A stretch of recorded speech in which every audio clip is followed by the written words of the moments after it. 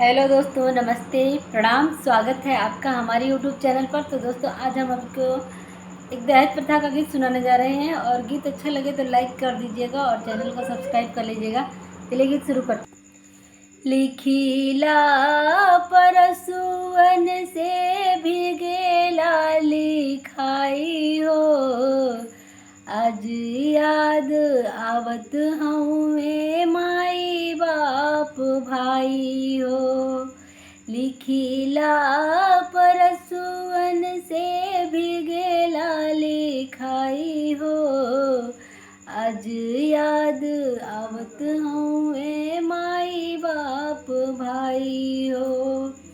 सासू ननदिया भैया बहुत सतावे, गरम गरम लोहवा से बदन जलावे।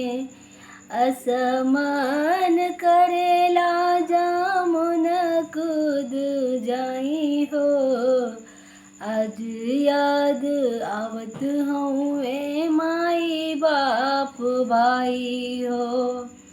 पवत संदेशा भैया जल्दी नाही आईबा, अपनी बहिनिया जियत नाही पैबा।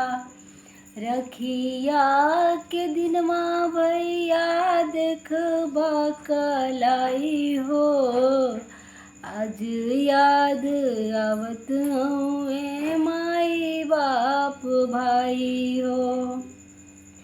रखिया के दिनमा भैया इधर उधर ढूंढबा, अपनी बहिनिया कहीं नाही पैबा।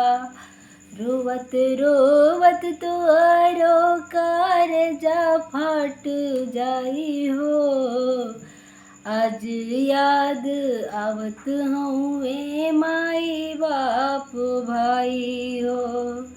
लिखिला परसुअन से भीगेला लिखाई हो, आज